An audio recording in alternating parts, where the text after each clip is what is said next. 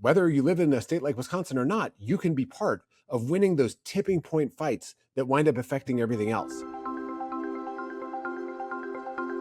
Ben Wikler, former chair of the Democratic Party in Wisconsin from 2019 to 2025, now the author of the book This Is the Plan: How to End America's Meltdown and Save Democracy. Why write this book now? There is no shortage, as you well know, of analysis about what's wrong with the Democratic Party. What was missing from that national conversation?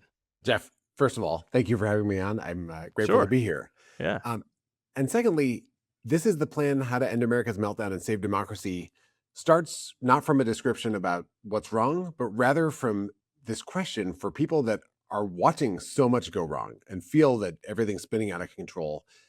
I want to answer, what can you do to get us out of this mess? And how does it all add up to a big picture where we not only kind of stop the damage, but actually build a democracy that works for everyone better than we've ever had in this country? And that's what I sought to do through the book, step by step, drawing on lessons from a state that has walked that exact path over this last decade, which is my home state of Wisconsin. Yeah, we're going to break down some of those steps. So, as you mentioned, you spent 6 years leading the Democratic Party in Wisconsin. What did you learn from winning elections at the state level that the national party could learn from? The most vital lesson that was just pounded into my head and my heart and my soul day after day in Wisconsin is that the big elections that everyone thinks about, the elections for president of the United States or US Senate or governor, those are shaped by what happens in far less noticed elections, in obscure local races, in judicial elections and state legislative races that most people never even know are happening. But in those elections where the fewest people get involved, you can actually, as an individual person with a group of friends, have a huge impact on the outcome. I think a lot about how in Wisconsin, at this moment as we're talking, Wisconsin is actually a democracy where both sides have an even chance of winning in November in the governor's race, in the race for the majorities in the state legislature.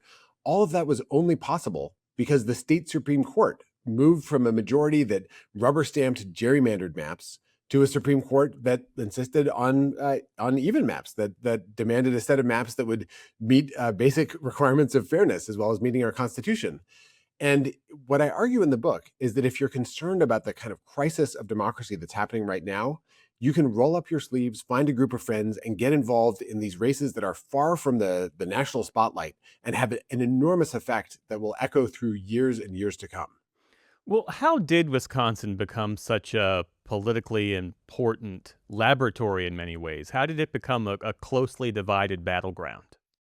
So the phrase laboratories of democracy goes back to Teddy Roosevelt, who said that about the state of Wisconsin, because Wisconsin, more than a century ago, was the heart of the capital P progressive movement. It was the place that invented direct primaries, where voters got to choose who their party would nominate. It was the state that had the first successful progressive income tax. It was the state that invented workers' compensation, unemployment insurance, all these different policies at the state level that then helped shape policy nationwide. But there's also a very right wing tradition in Wisconsin. Joe McCarthy, the Red Scare, that started in Wisconsin.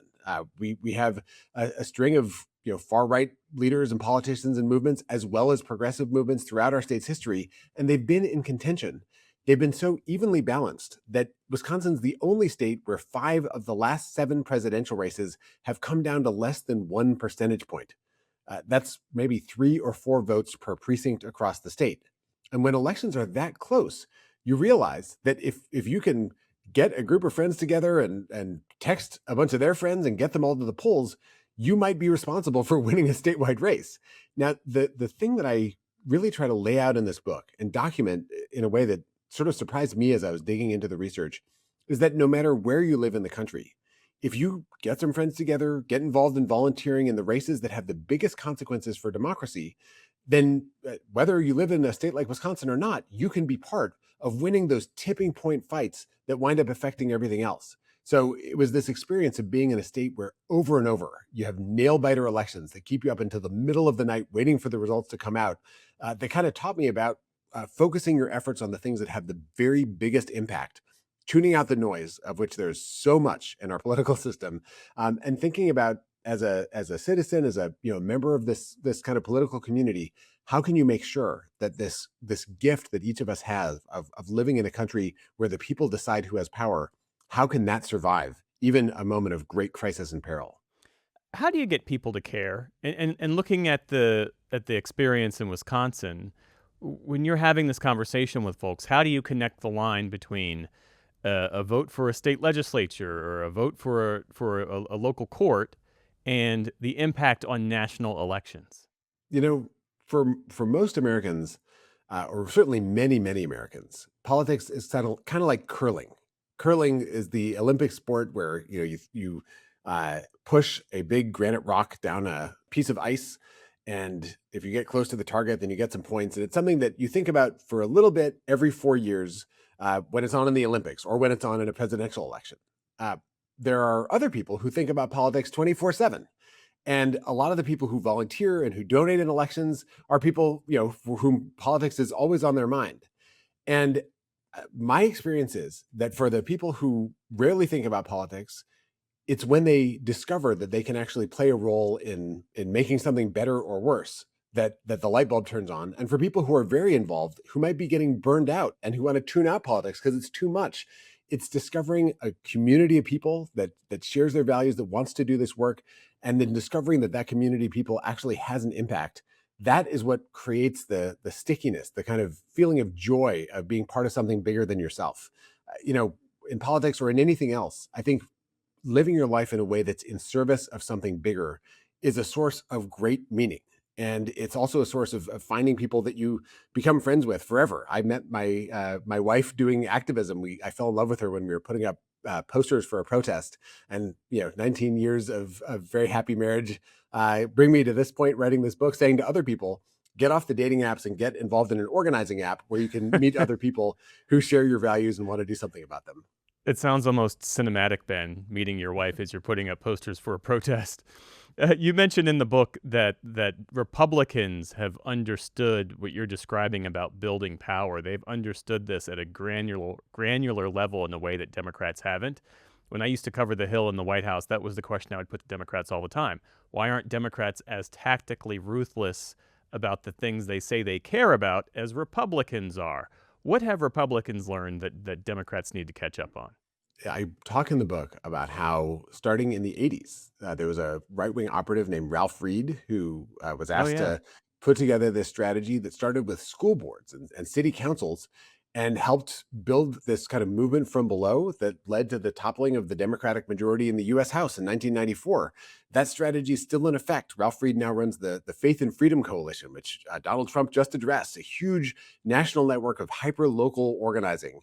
And on the Democratic side, I think so many Democrats start with recognizing, I think rightly, that most Americans share the basic values that Democrats bring. The belief that everyone should have access to healthcare when they get sick, the idea that if you work a full day's work, you should be able to put a roof over your head and afford food for your family.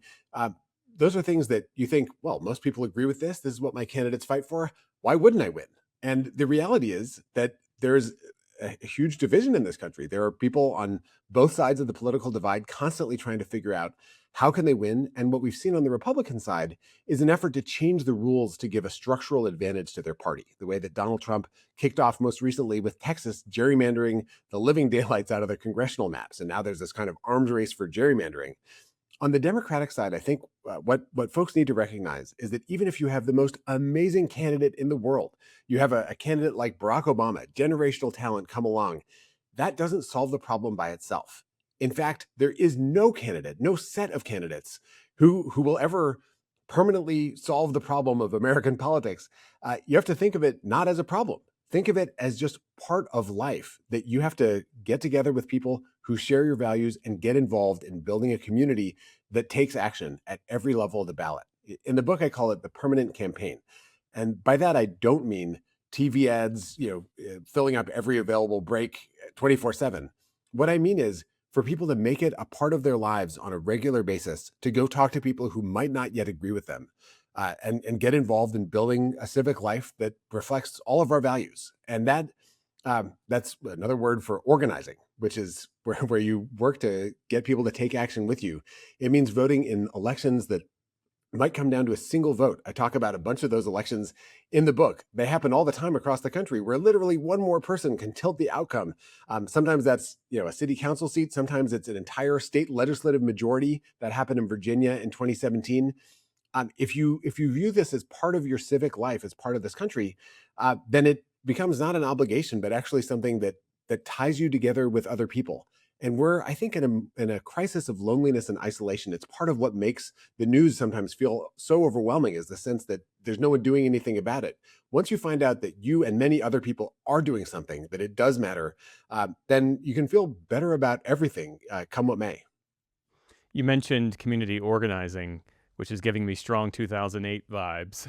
But you also mentioned Obama by name. And I want to bring him up because you write about his 2008 campaign and you say, the extraordinary organizing machine built to elect Obama never really figured out how to live within the party. Part of that was structural. So he layered on top of the DNC his Obama organizing apparatus. And the problem was that to your point, it didn't allow the Democratic Party to solve the greater underlying problem. The insight of the Obama campaign in 2008, it's rule one of organizing: give people something to do. It is about not just telling folks to go volunteer for a few hours and come back. It's actually spending time with people who want to be leaders, who want to organize other people, teaching them those skills, teaching people how to tell their story and invite other people to tell their own story back, so you find where you have common ground. The Obama campaign organized neighborhood action teams that would have people go out and talk to people in their own neighborhood. They would work from living rooms and coffee shops across the country. And it's an incredibly powerful form of organizing. But it was about electing one person in that case. And the shift to making this not about, it was called Obama for America, then it was called Organizing for America. It was hard to make that pivot because it really started with people coming together around this amazing candidate. At the Democratic Party of Wisconsin, my predecessor chair actually went and found that model and decided to try using that not around one candidate, but around an always on organizing strategy where people would organize on a year round basis, neighborhood to neighborhood, friend to friend. And sometimes they'd be talking to folks about the state Supreme Court election coming up. Sometimes it'd be about the county board, and sometimes it would be about the presidential. So I grew up in Wisconsin. I worked across the country and then moved back and discovered this amazing organizing kind of upwelling from below all over the state. That's what led me to run for the state party chair in Wisconsin, to be part of building that and growing it on a year-round basis. And what we found is that it's like a snowball. That it's called the snowflake model because you start with some leaders at the center and then they shoot out like the branches of a snowflake. But that snowflake can turn into a snowball that gets bigger and bigger as it rolls downhill. Every election cycle, we have more volunteers working in more places. Whether or not there's a giant, well-funded campaign on the ballot or something much more local. And I think to build that within the Democratic Party nationally, it takes a commitment to supporting local work year round, and it means a shift towards opening the door to people who might be disillusioned with the Democratic Party or never have identified with Democrats before, but they just know that they want to make a difference. And a lot of times, local Democratic parties are just struggling to keep the lights on, let alone the doors open. I think if people are trying to decide where to put some time and energy, thinking beyond individual candidates, but getting involved in their local party, their state party, and ultimately building up to the national party is the way that we can create this kind of civic energy within the party that can make a difference at every level of government. Is it harder now? One, because people are just exhausted, and in many ways, people are fed up with politics.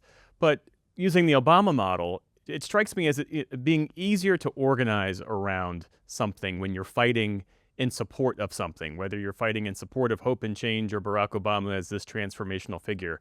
It's harder to do, and it's harder to sustain that energy when you're constantly focused on what you're against. And right now, the Democratic Party at the national level is really organized against Donald Trump and MAGA and Trumpism. That, to me, seems like it's harder to sustain that energy day after day, week after week. So I think energy comes from fighting for things that mean something deeply to you. And, uh, there's lots of different reasons why people oppose Donald Trump. The vast majority of Americans do right now. But I think at a deepest level, you want to have the love of your country, the love of your community, the belief that we should be a country where everyone has a shot, where no one can't afford the food that they need. And this idea of democracy, that's this incredible thing encoded in our Constitution that says that the power of the government should come from the people themselves. You're fighting for that when you're fighting against a government that is trying to strip away rights and freedoms. And so being able to locate that work in a set of common values that we hold, I think that can be a source of energy. And then it becomes about being, in solidarity with other people. Like if you've ever been to a strike, when workers are on strike fighting for better wages and working conditions, there's principle involved, there's people's own interests involved. But the thing that really sustains people is the sense of camaraderie, the sense that if we all hold together, we can actually make this work. And then the joy that comes when you actually do. And that to me is part of the magic sauce of democracy. Is it's not everyone sitting in their room, on their phone, calculating which Act Blue link to click to support the candidate with the greatest percentage chance. All those things are important, but it's actually when you get out and you're in person with other human beings taking action together that you find that this is something that political will can be a renewable resource. And that can happen when you're in power fighting for a legislative change that'll make a difference in people's lives, or when you're out of power fighting for something better that lies on the other side of the horizon. Right now, people are fed up, they're disillusioned. There's a deep sense that there's something structurally wrong in this country. And I think that sense is exactly right. The country is not built to serve regular people right now. There's a handful of the wealthiest people who've ever existed in the world who are rigging the system for their own benefit.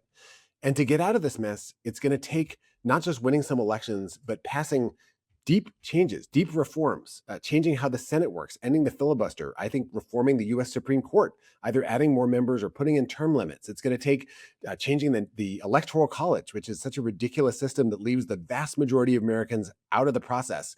And it'll take, I think, expanding the US House and ending partisan gerrymandering nationwide, maybe proportional representation.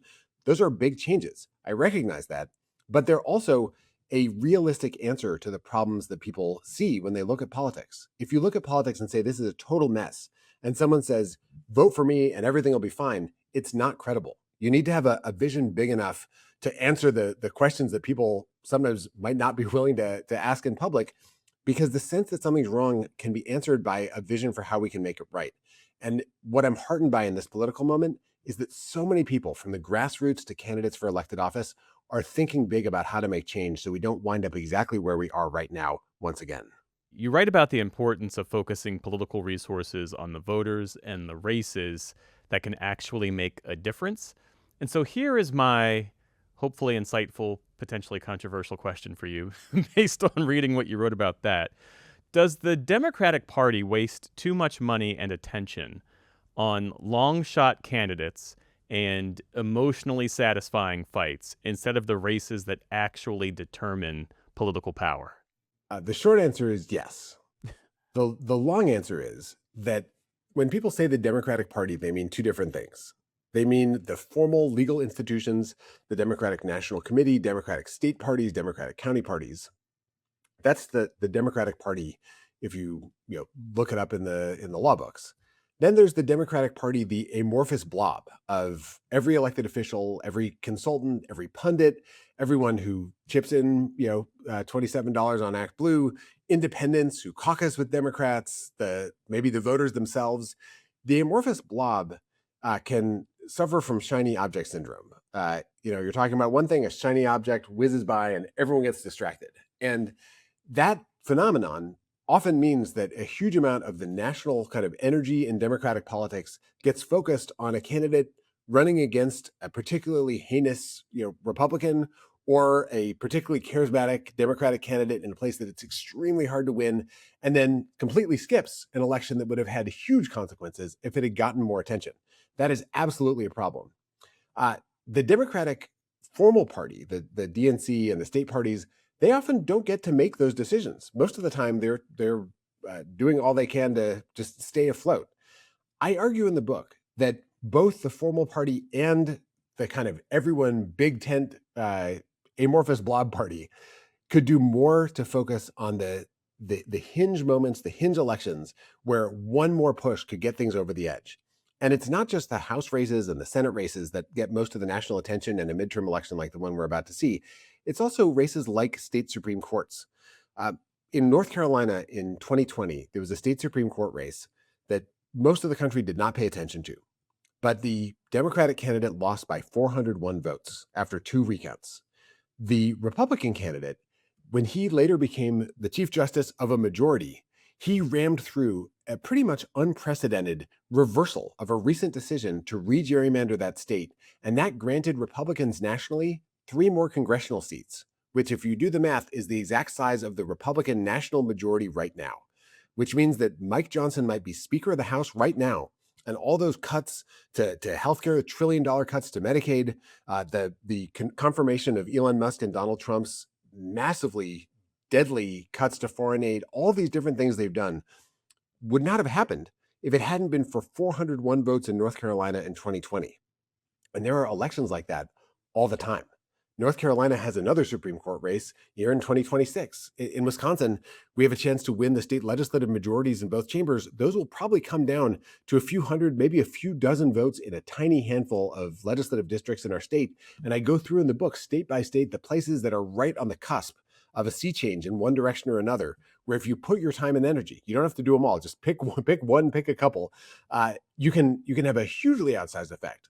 I would love for the kind of Democratic Party writ large, anyone who's dissatisfied with what they're getting from the Trump administration right now, to focus their attention on the obscure race where a little push can change everything. And I write in the book about which races those are, because if we can do that, I call it the skeleton key to American politics. There's this very complicated lock, but if you can turn that key, there's so much that we can make possible that will make a difference for everybody for the better.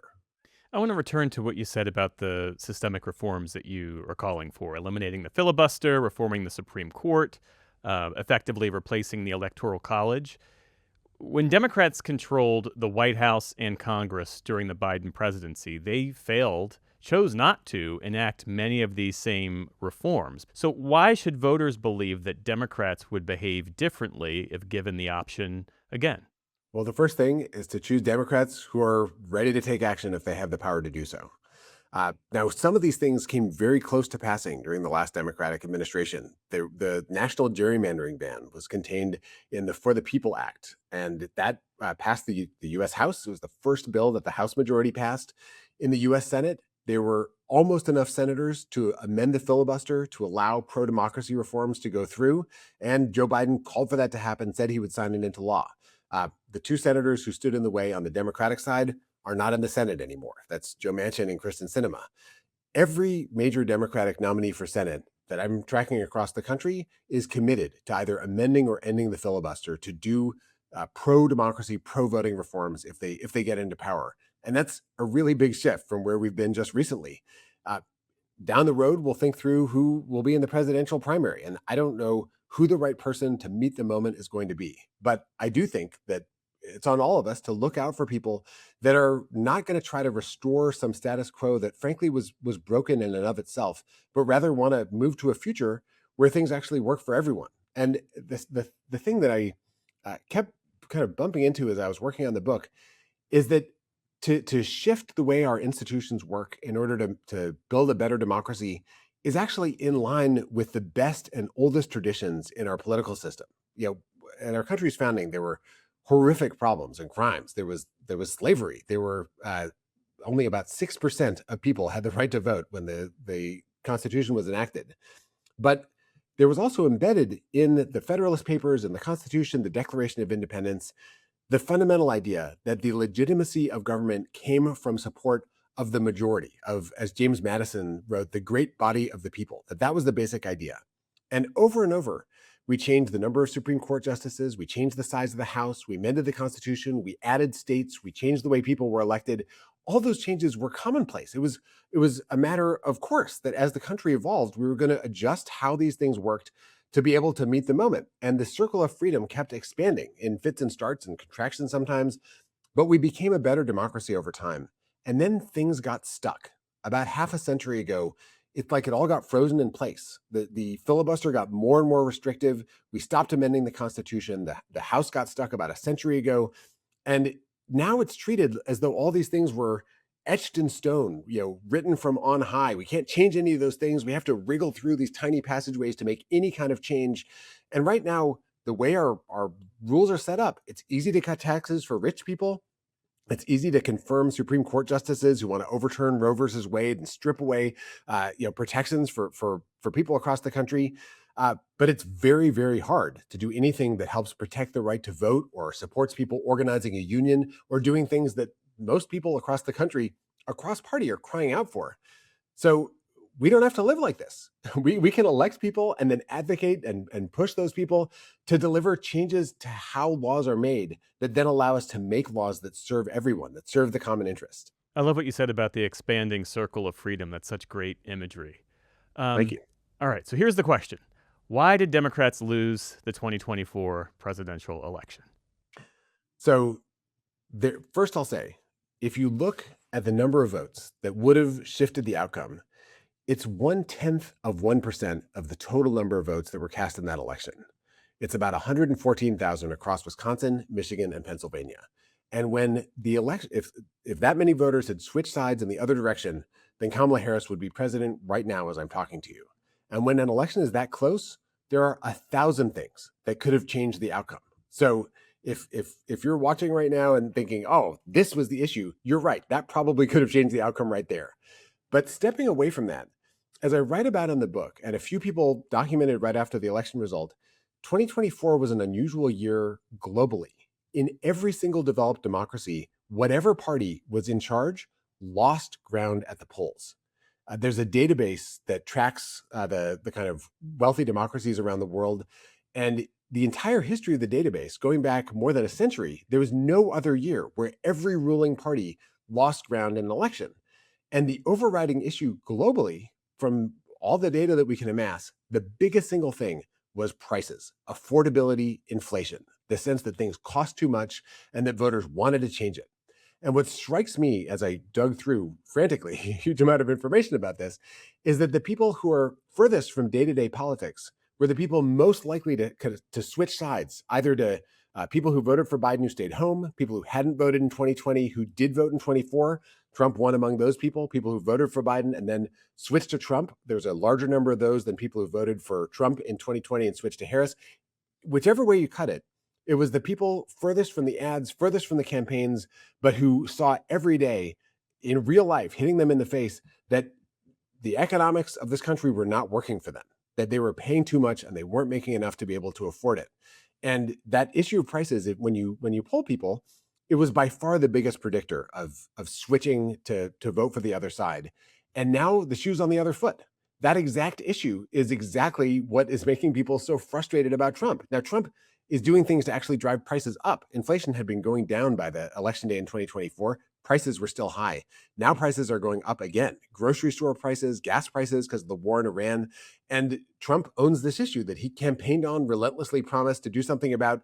He's made it worse. And that means that both for people that are in a state of near panic about the assault on democracy and our rights and our freedoms, and for people who would rather never think about politics, but who know for damn sure that they never want to pay $10 for a side of beef at the grocery store ever again in their lives, people who are just thinking about how politics affects them directly in their pocketbooks, all those folks want change right now. And that opens the door to candidates who are ready to create that change. That's why I think as long as we do everything we can to ensure that there's a free and fair election, there could be an enormous swing of the political pendulum in 2026 and possibly also in 2028 in the direction of people who recognize that this economic system is not serving regular people at this moment and who want a democracy that can deliver.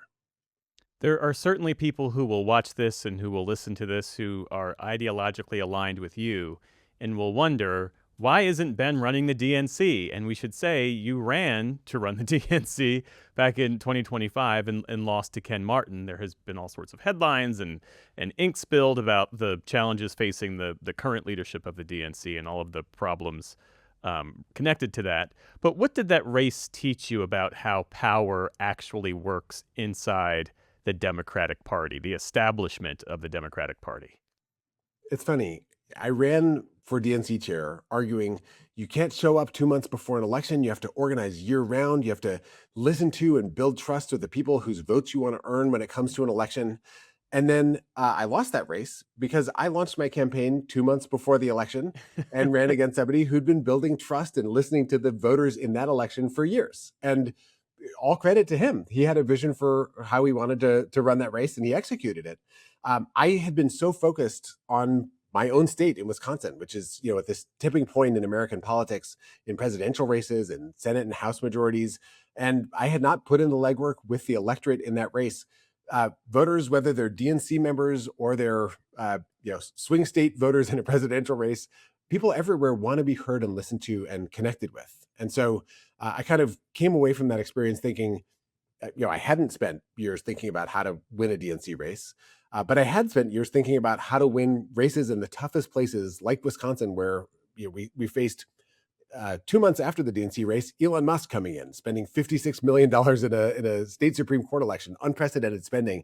We defeated him by 10 percentage points. So I decided my next project would be to try to write down what I learned from all this work in Wisconsin and from the people who'd been in the trenches for much longer than me in our state, and see if we could bring those lessons to how we can organize in a different way and hopefully a joyful way to build a democracy worthy of the name nationwide. That's the product of all that. This is the plan. Well, yeah, so we've talked about the plan, and from where you sit, looking at the Democratic Party and surveying the political landscape, are things going according to plan? Uh, the thing that is most going according to plan is that there are millions and millions of people who are taking personal responsibility to take action and try to create change. I think we saw that most extraordinarily in Minnesota when ICE came in this calculated assault that the Trump administration said they would call off if Minnesota turned over their voter rolls. And the leadership in the state refused to do that, to trade their democracy for security. It's like the famous quote, those who trade security for liberty deserve neither. Minnesota said no, and people organized neighbor to neighbor. They're still organizing right now to keep their neighbors safe and to ensure that they would still have a democracy after the ICE assault was over. You see the same thing all over the nation. There are people gearing up to make sure that their neighbors are safe. There are people gearing up to get involved in local elections. And that to me is a source of incredible hope. Democrats are overperforming in elections at all levels, including races like the Georgia Public Service Commission race last year, 20-point victories in a environment where Democrats rarely win in a squeaker. These were massive kind of wave elections that most people weren't paying attention to. All of that says to me that in 2026, if we can ensure that ballots aren't being seized and agents aren't being deployed without being immediately countered in court, if we can ensure that the election's free and fair, there are huge opportunities for change. And the other thing that gives me enormous hope at this moment that is going according to plan is the sense that it is not just returning to some previous golden age, that it is about doing the work to actually build towards the future. You see candidates from across the kind of ideological spectrum, and there's lots of healthy debate within the Democratic Party right now about which policies to pursue, which flavor of a Democratic Party to present to voters. But everywhere, people are calling for change that benefits regular folks. And that to me is very energizing. So as messy as it might look, I actually think that the fundamentals are very good right now. To have a party that is trying to learn from having lost disastrously in recent elections, and people demanding change, demanding a sense of fight and a vision for the future. And all of that, there'll be twists and turns, but I think that opens the path to actually doing the plan, to doing the big long fight beyond any specific candidate, to make this a moment for a new kind of reconstruction in this country. So, looking ahead to 2028, we've got a short list now that will likely include Harris and Newsom and Buttigieg and Bashir and Pritzker and Rahm Emanuel potentially. I know you said earlier that you haven't settled on the candidate who likely would win or who should win or who you would support, but what should Democrats be looking for in their standard bearer going forward, especially as you say that the country will likely be ready for a change candidate? The folks who I mentioned, for the most part, are known quantities, not to say that they couldn't somehow be fashioned as changed candidates, but right now, at the moment, it would suggest that they're not. Well, if you think back to 2008, by the time we got to the presidential election, we were in a world historic economic meltdown, the Great Recession, the collapse of the global financial system. Think back to 2020, the other most recent time a Democrat beat a Republican in a presidential race to get things started with a new administration. We had the COVID pandemic. and life had changed for everybody. Millions of people were dying. We don't know whether we'll be in a crisis like that and which crisis it'll be. And so I think it's literally impossible to say right now who the right person will be to meet that moment and, in a sense, what qualities they'll have. I think we know, or I know, that I want someone who's committed to making real change, not just at the surface, but to the structures of how power works, to make this a freer and fairer democracy for everyone, and who's focused on the lives of working people. And I think all these candidates, everyone you mentioned, many people you didn't, people we've never heard of who are probably thinking about running for president, are thinking about those things now. The other thing I think that's really critical is excellence. It's the idea that the government should be really good at delivering for people, be able to move decisively, uh, make sure that it's hearing from everybody, and then take action to actually make a difference in people's lives.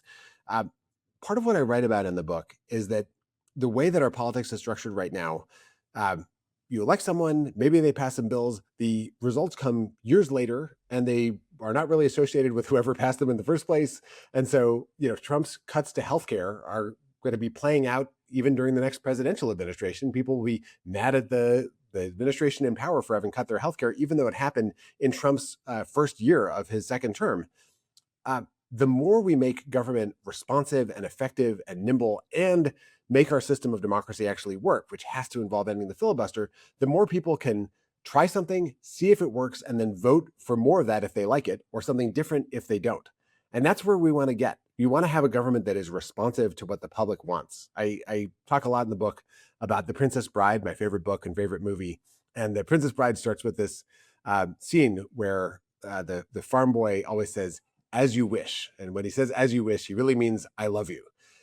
You want the government to say "as you wish" to the public, both in the "I love you" sense and also the "this thing you asked for, here it is. Do you like it? Do you like how I'm giving it to you? You can keep it if you want it." That's where we want to get. And I think uh, my advice for people thinking about the presidential race is to keep all those things in mind. And on the other hand, to get involved in building the kind of organizing apparatus, the kind of energy that we'll need for a presidential nominee, no matter who it is. This is something I did in Wisconsin with all my colleagues at the Democratic Party of Wisconsin and our allies and partners, and especially our grassroots activists. We decided to build the presidential campaign of our dreams before we had a nominee, before we had a clue who it would be. So we were building neighborhood teams across the state, opening storefront offices on main streets. You'd go to a Democratic County party meeting and they'd go around the room and ask people to sponsor one day of rent in the coming month to keep that office's doors open. We were making a list of local elected officials and local leaders who might be up for endorsing the nominee once we had them. And all that work then became the presidential campaign in the state after the primary was over in 2020. And that's work that we can start everywhere right now for 2028. And guess what? All of it will help us to win in 2026 and then the off-year elections in 2027. So the message is, don't wait for the savior. Be the person that you're waiting for. Find friends, get them involved. It's going to take all of us to beat the biggest concentration of wealth and power, the first trillionaire in American history. But I really do think we have the tools in front of us if we're willing to pick them up and do this hard work. We can set the stage now for victory in the next presidential election and to deliver on the promise of that election in 2029. Ben Wikler, the book is This is the Plan, How to End America's Meltdown and Save Democracy. I have to say, politics aside, this is a crystal clear diagnosis and prescription. Definitely worth your time and worth your reading. Really great to speak with you. Thanks so much. Thanks so much. It's really been a pleasure.